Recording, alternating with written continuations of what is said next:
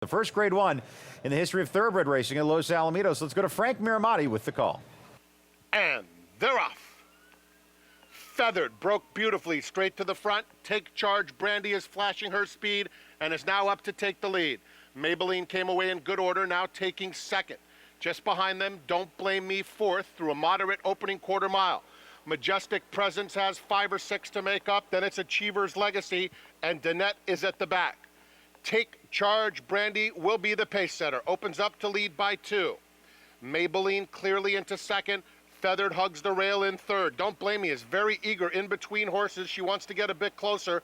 3 lengths off the pace.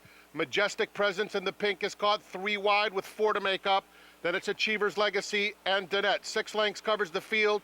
Down the backstretch they go, and it's Take Charge Brandi by a length. Maybelline in pursuit second.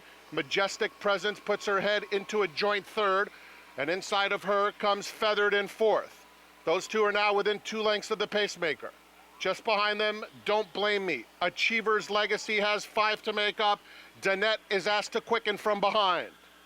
3/8 of a mile to go in the Starlet. Take Charge Brandi's been there every step of the way. Maybelline a half length back second. Majestic Presence 3 wide. Feathered is just behind them. Danette swings into action on the outside of Achiever's Legacy. Inside the quarter pole, Take Charge Brandi. Majestic Presence running a giant race on the outside into second. Feathered at the rail is in third. And then Maybelline fourth. They're coming to the 16th pole. Take Charge Brandi's trying to finish the job. Feathered's coming at her in a rematch. Take Charge Brandi. Feathered. Majestic Presence flattens out late. Maybelline just behind them. Take Charge Brandi in a thriller. Take Charge Brandi, wire to wire in the Starlet. Feathered was second. Maybelline finished third. Majestic Presence was fourth.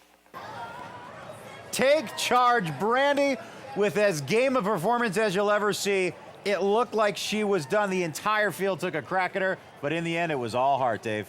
They flew that final 16th as well. It's not like she was tiring. They just had some horses really coming at her late. Watch the start. Good break for Take Charge Brandi and Victor Espinoza, and immediately he says, nobody else is going to go to the front? We'll take it. She got absolutely no pressure here. 47-3 to the half mile. Yeah, the 4 Feathered actually got the lead in the first 50 yards, but Victor Espinoza was under no duress to get the lead. He was actually sitting back. He was taking his foot off the brake pedal. Very, very soft opening quarter for Take Charge Brandi, 23-3. Remember, in the Breeders' Cup, she went 22-1. Excuse me. In her 7 races, this is the 2nd slowest opening quarter she's run. So you knew if she could kind of stretch this field out, she was going to finish here.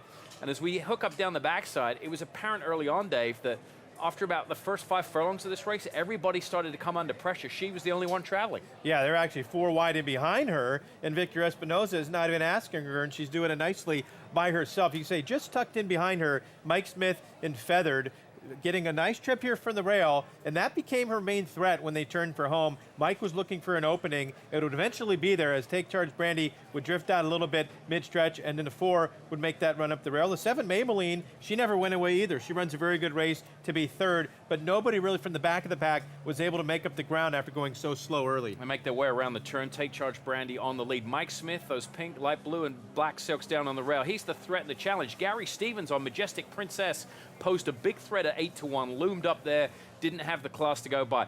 But there's a key point in the race here when you think maybe Take Charge Brandi is going to get swallowed up. But watch this. As the horses swarm around her right here, boom, she finds another gear right in here. She lengthens a little bit right there.